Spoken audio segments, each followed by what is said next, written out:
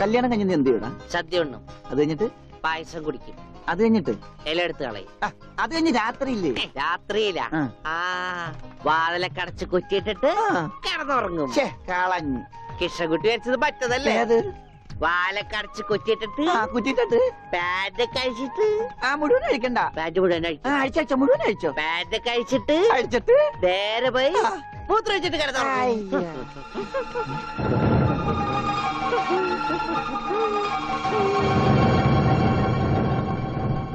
Hi Gopi.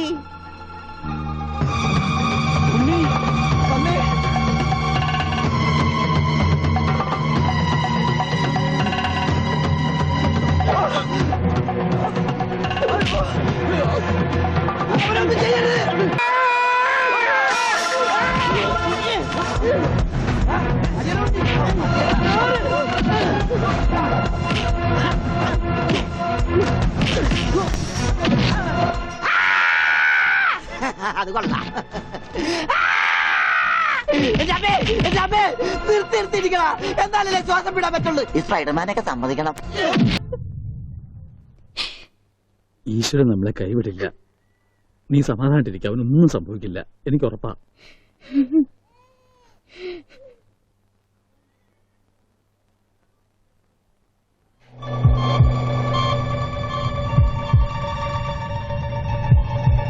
There is no intracranial hematoma, no space occupying lesion. ഡോക്ടറെ, ഉണ്ണി. Don't worry, പേടിക്കാനൊന്നുമില്ല. He'll be all right. ഉടനെ റൂമിലേക്ക് കൊണ്ടുവരും. അപ്പൊ കയറി കണ്ടോളൂ. ഈശ്വരൻ കാത്തു.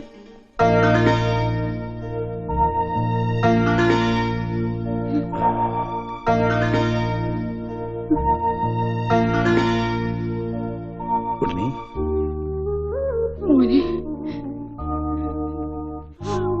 ഇവരെയൊക്കെ മനസ്സിലായോ? അച്ഛൻ, അമ്മ, ദേ അമ്മു.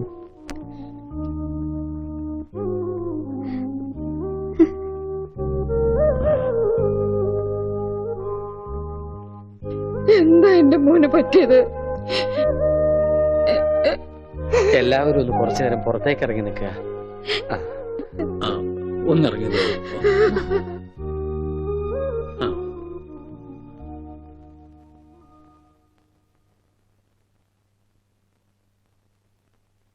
എന്താ നിനക്ക് ആരെയും തിരിച്ചറിയാൻ കഴിയുന്നില്ലേ?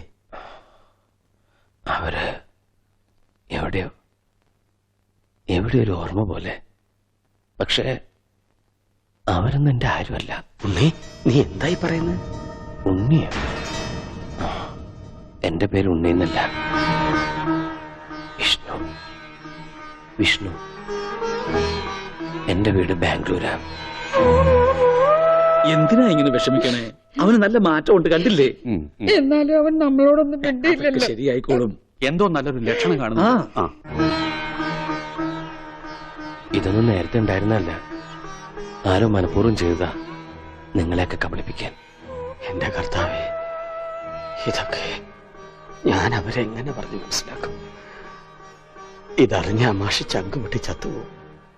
നിനക്ക് വേണ്ടി സ്വന്തം ജീവിതം നൽകിയ ഒരു പെൺകുട്ടിയുണ്ട്. ഇതൊക്കെ അറിഞ്ഞ ആത്മഹത്യ കുട്ടി.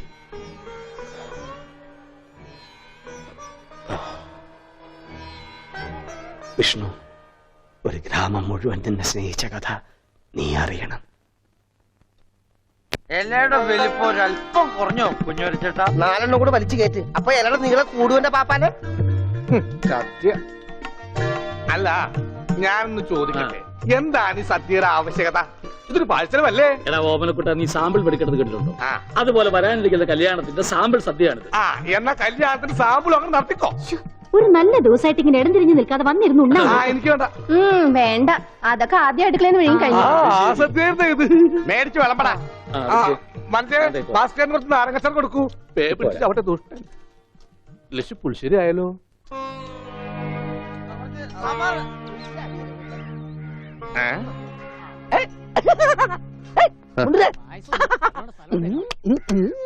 ഓമനക്കുട്ടൻ, നിനക്ക് എന്നാ പറ്റി? എനിക്കൊന്നുമില്ല, വട്ട് മാറിയൊന്ന് ടെസ്റ്റ് ചെയ്തതാ.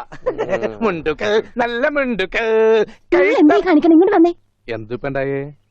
അവനിപ്പോ അസുഖമൊന്നുമില്ല, അവന്റെ അസുഖമൊക്കെ മാറി. ദൈവമേ, എന്താ നീ ചങ്കിക്കുത്ര വർത്താനൊന്നും പറയല്ലേ. ഉണ്ടാതിരിക്കണ്ട.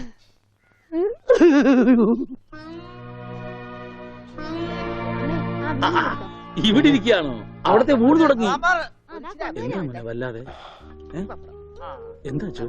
ഒന്നുമില്ല, യാഥാർത്ഥ്യത്തിലേക്ക് ഇറങ്ങി വരുമ്പോ ചിലർക്ക് ഇങ്ങനെയൊക്കെ ഉണ്ടാവും. അതൊന്നും കാര്യമാക്കട്ടെ. ഞാനങ്ങ് പേടിച്ചു. ഇനി പേടിക്കാനൊന്നും ഇല്ല മാഷെ. മുഹൂർത്തം കുറിച്ച് കിട്ടി. ഇടവം 10 രാവിലെ 9:30 10 ഇടയ്ക്ക്. ഓ ഈശ്വര, ഇനിയെല്ലാം മംഗളായിട്ട് നടന്നാ മതി. ജാതകം കണ്ടപ്പോ തന്നെ ജോത്സ്യര് പറഞ്ഞു ശ്രീരാമന്റെ നക്ഷത്രമാണ്. അതെ, വനവാസം കഴിഞ്ഞു, ഇനിയിപ്പോ സീത ഇങ്ങോട്ട് കിട്ടിയാ മതി. നടന്ന് ക്ഷീണിച്ചതല്ലേ, കൈയോടെ ഊണ് കഴിച്ചാട്ടെ. മോനെ വന്നേ അച്ഛോ.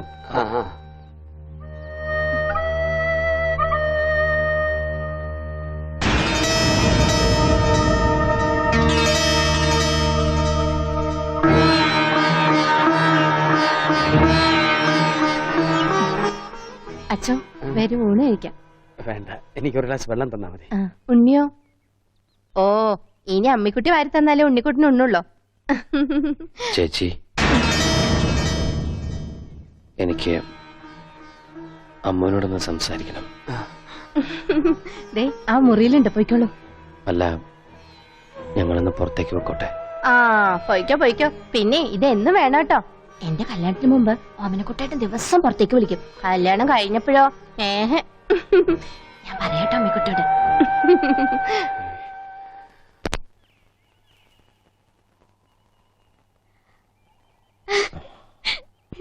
ഇപ്പൊ ഓടാൻ തോന്നുന്നുണ്ടോ?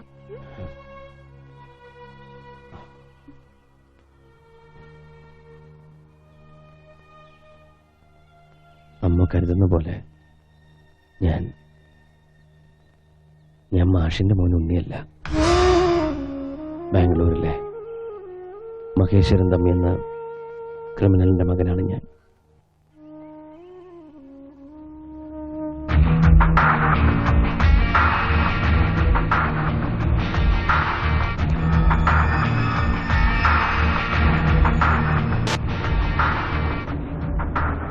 ബാംഗ്ലൂർ നഗരത്തിൽ നിന്നും പേടി സ്വപ്നമായിരുന്നു എൻ്റെ അച്ഛൻ.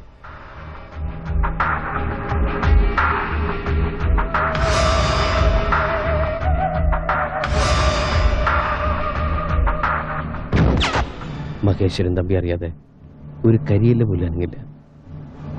രക്തം പുരണ്ട അച്ഛൻ്റെ പണത്തിനോടും ബിസിനസ്സിനോടും എനിക്കെന്നും വെറുപ്പായിരുന്നു. അതുകൊണ്ട് തന്നെ ഞാൻ അച്ഛനിൽ നിന്ന് ഓടി അകലാൻ ആഗ്രഹിച്ചു. എനിക്ക് ലഭിക്കാതെ പോയ സ്നേഹവും പരിഗണനയൊക്കെ കിട്ടിയത് അനാഥാലയത്തിൽ വളർന്ന ഒരു പെൺകുട്ടിയിൽ നിന്നാണ്, ഗൗരി. ഞങ്ങളുടെ സ്നേഹം എൻ്റെ സ്വകാര്യതയിൽ ഞാൻ അനുഭവിക്കുന്ന ഏറ്റവും വലിയ ആനന്ദമായി മാറി. ഒടുവിൽ എൻ്റെ അച്ഛൻ്റെ അറിവോ സമ്മതമോ ഇല്ലാതെ ഞാൻ അവളെ വിവാഹം കഴിക്കാൻ തീരുമാനിച്ചു. അപകടമാണെന്ന് അറിഞ്ഞിട്ടും ഒരു ഒളിച്ചോട്ടം. വിവാഹത്തിന്റെ തലേന്ന് സുഹൃത്തുക്കൾ ഞങ്ങൾക്ക് വേണ്ടി ഒരു കൊച്ചു പാർട്ടി ഒരുക്കി, രഹസ്യമായി. പക്ഷെ ഒന്നും ക്ഷമിച്ചു തരാൻ അച്ഛൻ ഒരുക്കമായിരുന്നില്ല. പിന്തുടരുന്ന അപകടം മനസ്സിലാക്കാതെ ഞങ്ങൾ ആഘോഷിക്കുകയായിരുന്നു.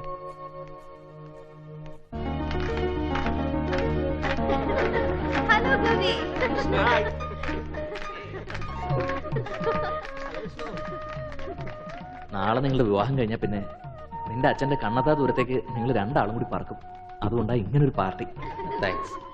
അടുത്തായിട്ട് നിങ്ങൾ എനിക്ക് ചെയ്യേണ്ട ഒരു ഉപകാരം എന്റെ പേടിയൊന്ന് മാറ്റാന്നുള്ളതാ. ചുമ്മാ നിന്ന് വിറക്കുക. ശരിയാ, എനിക്കിങ്ങനെ വിഷ്ണുവിനെ പോലെ കരിങ്കല് പോലെ നിൽക്കാൻ പറ്റുന്നില്ല. ഇതൊക്കെ വിഷ്ണുവിന്റെ അച്ഛൻ അറിയുമ്പോ എന്താ ഉണ്ടാവാൻ നിങ്ങൾക്കൊക്കെ അറിയാലോ. ഏയ്, അതോർത്ത് പേടിക്കണ്ട. വളരെ രഹസ്യമായിട്ടാ കാര്യങ്ങളൊക്കെ ചെയ്തിരിക്കുന്നത്. വിഷ്ണുവിന്റെ അച്ഛൻ ഇതൊന്നും അറിയാൻ പോകുന്നില്ല. ഗൗരി ധൈര്യമായിട്ടിരിക്കേ.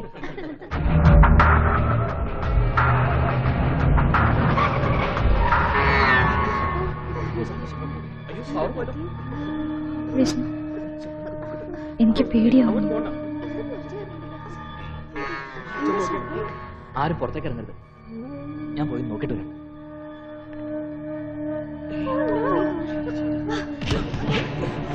വിഷ്ണു,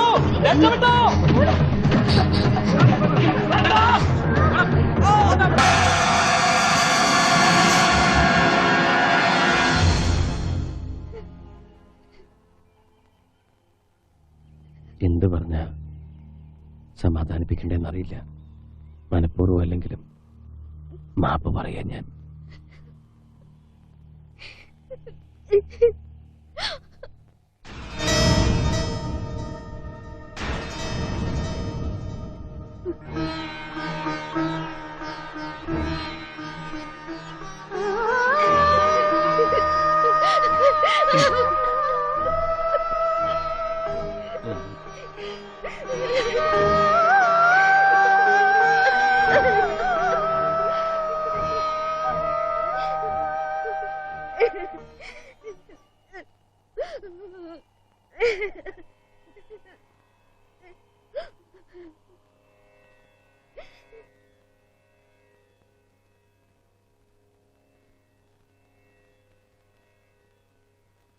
പോകരുത്,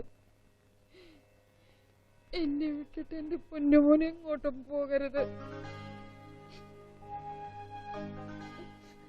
ഇല്ലമ്മേ, അമ്മയും ഈ വീട് നാടൊക്കെ ഉപേക്ഷിച്ച് ഞാൻ പോവില്ല ഒരിക്കലും.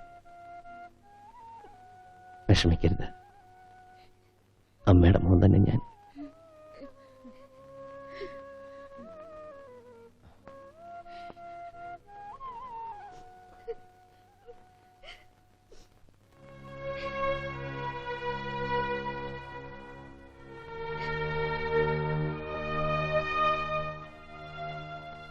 എന്തിനാ ആ പാവത്തിന് വെറുതെ ഓരോ ആഗ്രഹങ്ങൾ കൊടുക്കണത്?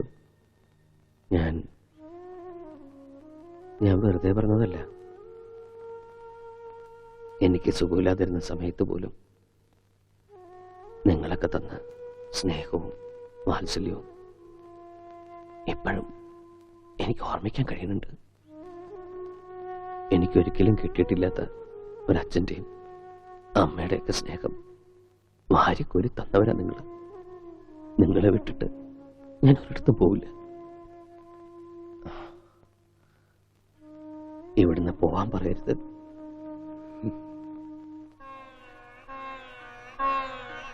മോനി പറഞ്ഞതൊക്കെ ഞാൻ കേൾക്കാൻ കൊതിക്കുന്ന വാക്കുകളാ. പക്ഷേ മോൻ പോയേ പറ്റൂ. മകനെ നഷ്ടപ്പെടുമ്പോഴുള്ള വേദന എന്താണെന്ന് നല്ലോണം അറിഞ്ഞവനാ ഞാൻ. അതേ വേദനയോടെ മകനെ കാത്തിരിക്കുന്ന ഒരാളുണ്ട്, മോന്റെ സ്വന്തം അച്ഛൻ. ആ അച്ഛന്റെ അടുത്തേക്ക് തിരിച്ചു പോയേ പറ്റൂ. കാത്തിരിക്കേ എന്റെ അച്ഛന് ഒരു ദിവസം പോലും എനിക്ക് വേണ്ടി കാത്തിരിക്കില്ല മനുഷ്യൻ. ഒരു നിമിഷം പോലും എന്നെ ഓർത്ത് ദുഃഖിക്കില്ല അയാള്. എന്റെ ജീവിതം തകർത്തവനാ ആ മനുഷ്യൻ. അയാളുടെ അടുത്തേക്ക് ഞാൻ പോകില്ല. ഞാൻ എവിടെ ഉള്ളതെന്ന് അയാൾ ഒരിക്കലും അറിയാൻ വേണ്ട.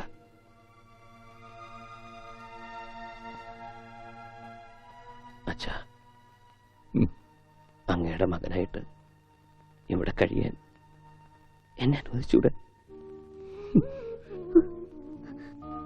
എന്താ ഒന്നും പറയാത്തെ?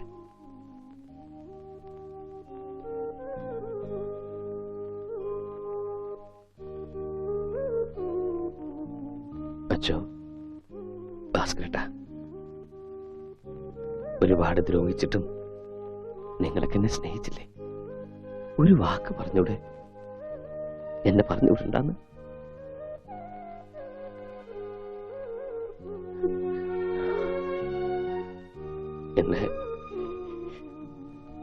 എന്നെ പറഞ്ഞുവിടല്ലേ അച്ഛാ? കാല് പിടിക്കാം.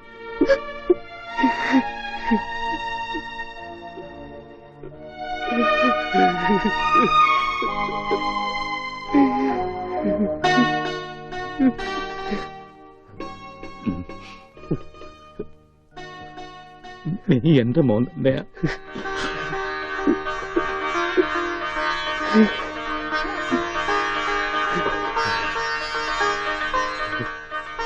എവിടെയും പോണ്ട. ഇനി എന്റെ മോൻ എവിടെയും പോണ്ട.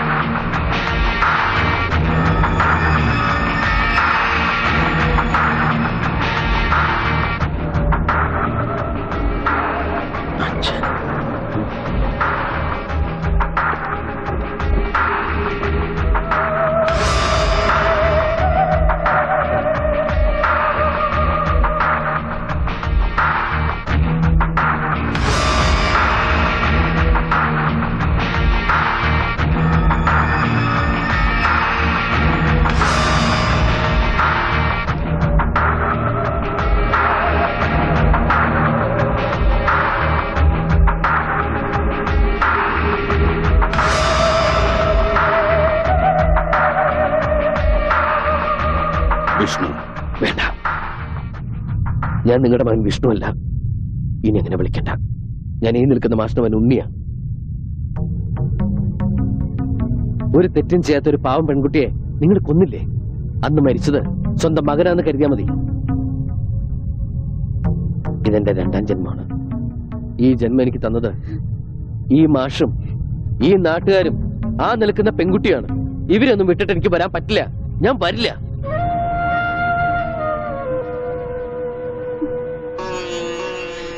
പോയിക്കോ. ഇനി നമ്മൾ തമ്മിൽ ഒരിക്കലും കാണണ്ട. Okay, relax relax. നിനക്ക് ഇഷ്ടമുള്ളിടത്ത് നിനക്ക് ജീവിക്കാം. അതിനുള്ള പ്രായവും പക്വതയും നിനക്കായി. പക്ഷേ എനിക്കും ചില അവകാശങ്ങളൊക്കെ ഉണ്ട്. ഞാൻ നിന്റെ അച്ഛനാണ്. നിന്റെ ജീവിതത്തിൽ ഒരു ദിവസമെങ്കിലും എനിക്ക് അവകാശപ്പെട്ടതാണ്. ആ അവകാശത്തിന് വേണ്ടിയാണ് ഞാനിപ്പോ വന്നത്.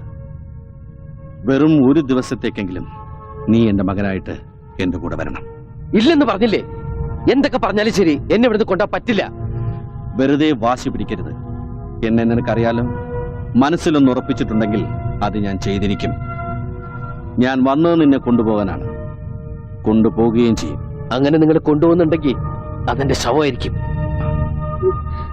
മാഷേ, ഒന്ന് പറഞ്ഞ് മനസ്സിലാക്കി കൊടുക്ക്. മോനെ, എന്തൊക്കെയായാലും സ്വന്തം അച്ഛനല്ലേ വിളിക്കുന്നത്. തൽക്കാലം അദ്ദേഹം പറയുന്ന അനുസരിക്ക്. ഒരു ദിവസത്തെ കാര്യമല്ലേ. പിന്നെ ഞങ്ങൾക്ക് ഇവിടെ തന്നെ ഉണ്ടല്ലോ. കുട്ടി ധൈര്യമായിട്ട് പോയിട്ട് വാ. എല്ലാവരും നിനക്ക് വേണ്ടി പ്രാർത്ഥിക്കും. സമാധാനമായി പോയി വരും.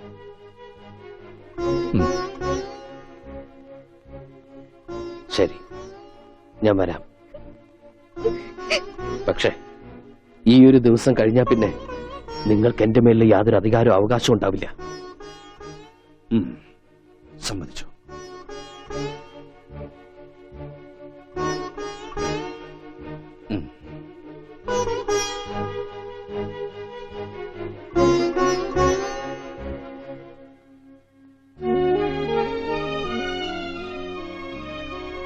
എല്ലാവരും എന്നെ ഇവിടെ ഉണ്ണിയായിട്ട് കണ്ടു. അമ്മുവിന് എന്നെ അങ്ങനെ കാണാൻ പറ്റൂ?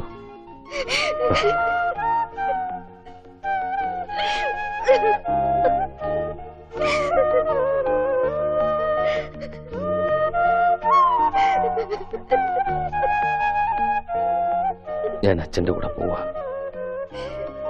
എന്തും ചെയ്യാൻ മടിക്കാത്ത ആളാ. അല്പമെങ്കിലും ജീവൻ ബാക്കിയുണ്ടെങ്കിൽ ഞാൻ തിരിച്ചു വരും.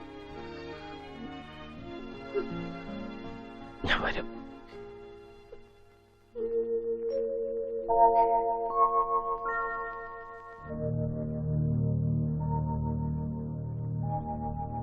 അമ്മേ,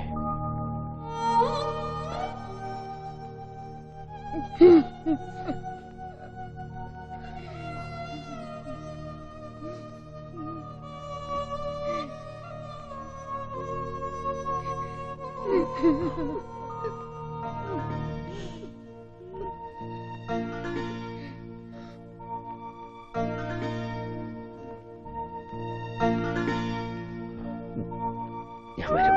പോയിട്ട് വരാം.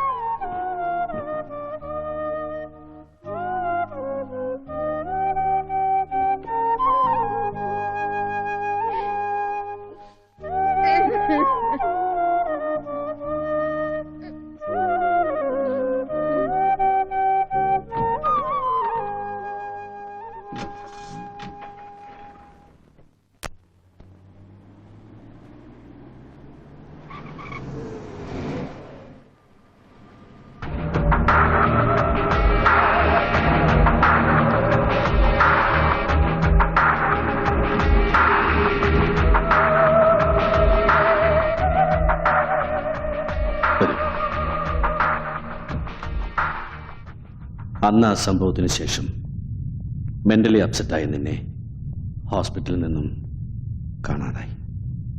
കഴിഞ്ഞ 1 വർഷമായി നിന്നെ തിരയാത്ത സ്ഥലമില്ല. ഒരുപാട് തെറ്റുകൾ ചെയ്തിട്ടുണ്ട് ഞാൻ. എന്റെ സ്റ്റാറ്റസ്, ഇമേജ്, അതിൻ്റെയൊക്കെ പിറകെയായിരുന്നു ഞാൻ എപ്പോഴും. അമ്മയില്ലാതെ വളർന്ന കുട്ടിയായിരുന്നിട്ട് പോലും എനിക്ക് നിന്നെ സ്നേഹിക്കുവാനോ നിന്നെക്കുറിച്ച് ചിന്തിക്കുവാനോ സമയം കിട്ടിയിരുന്നില്ല. എന്റെ തെറ്റുകളൊക്കെ ന്യായീകരിക്കാനോ ഏറ്റുപറയാനോ ഞാൻ മുതിരുന്നില്ല. ഞാൻ ചെയ്തു കൂട്ടിയ തെറ്റുകൾക്കൊക്കെ ശിക്ഷ അനുഭവിക്കേണ്ടി വന്നത് നീയും പിന്നെ നിന്നെ സ്നേഹിച്ച ആ പെൺകുട്ടിയുമാണ്.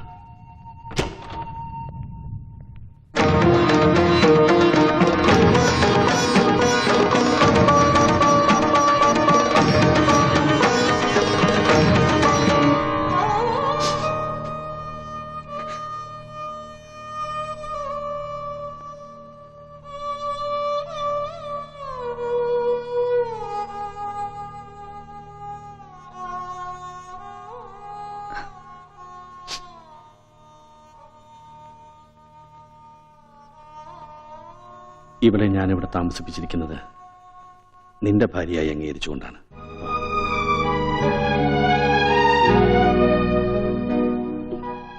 ഇവളെ കൊണ്ടുപോകുന്നിടത്തൊക്കെ കൊണ്ടുപോയി കൊടുക്കാവുന്ന ചികിത്സകളൊക്കെ കൊടുത്തു. പക്ഷേ ജീവൻ മാത്രമേ നിലനിർത്താൻ സാധിച്ചുള്ളൂ. ഈ കിടക്ക വിട്ട് എഴുന്നേൽക്കാൻ ഇനി ഒരിക്കലും ഇവൾക്ക് സാധിക്കില്ല.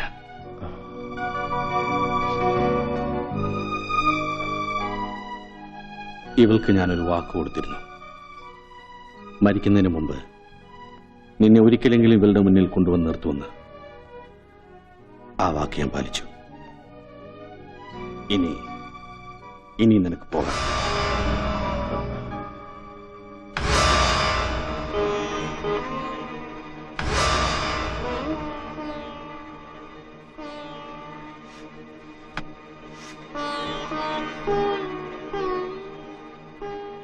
ഉണ്ണിയേട്ടൻ ഇപ്പോ അതാ പേര് അല്ലേ? പറഞ്ഞു കേട്ടപ്പോ എനിക്കവരൊക്കെ ഇഷ്ടായിട്ടോ. അമ്മോനെ എനിക്കൊന്ന് കാണണം. ഒരു ദിവസം ഇങ്ങോട്ട് കൂട്ടിക്കൊണ്ട് വരണം കേട്ടോ. എന്താ ഒന്നും മിണ്ടാത്തെ? ഞാനിപ്പോ ഒരു ഭാരമായിട്ട് തോന്നുന്നുണ്ടോ?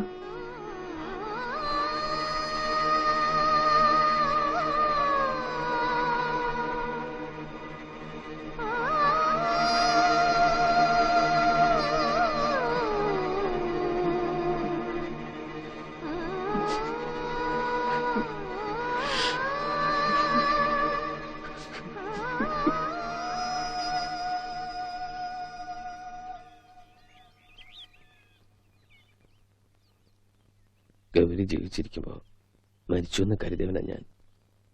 ഇപ്പൊ മരിച്ചു കഴിഞ്ഞിട്ടും കൂടെ ഉണ്ടെന്നൊരു തോന്നൽ. അറിയാതെയാണെങ്കിലും ഒരുപാട് തെറ്റുകൾ ചെയ്യേണ്ടി വന്നു. ഒരുപാട് പേരെ വേദനിപ്പിച്ചു.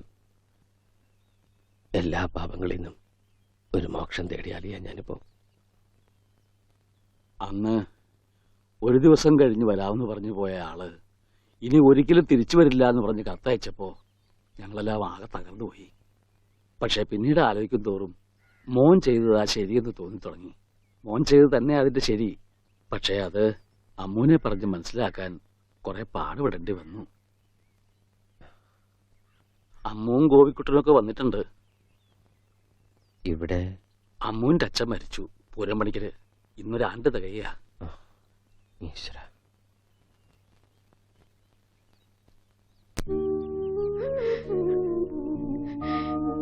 അമ്മേ. മോനെ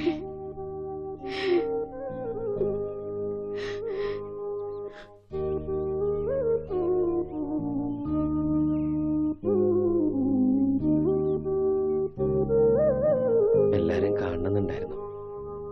സാധിക്കുമെന്ന് വിചാരിച്ചല്ല. സന്തോഷായി. നന്നായി വരും. വരട്ടെ. മോനെ, യാത്ര ചോദിക്കേണ്ടത് ഞങ്ങളോടല്ല. ഇനി ഒരിക്കലും തിരിച്ചു വരില്ല എന്നറിഞ്ഞിട്ടും ഇപ്പോഴും മോനു വേണ്ടി കാത്തിരിക്കുന്ന ഈ അമ്മൂനോടാണ്.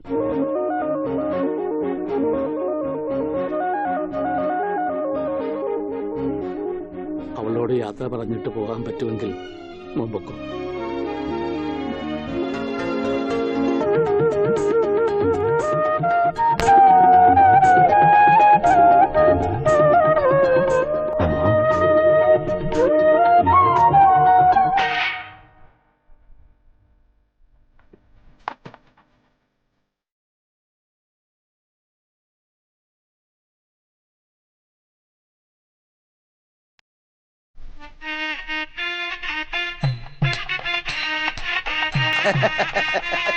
കാര്യങ്ങളൊക്കെ മംഗളമായി നടന്ന സ്ഥിതിക്ക് എല്ലാവരുടെയും അനുഗ്രഹത്തോടും ആശീർവാദത്തോടും കൂടി ഞാൻ ആ ചടങ്ങ് നിർവഹിക്കുകയാണ്.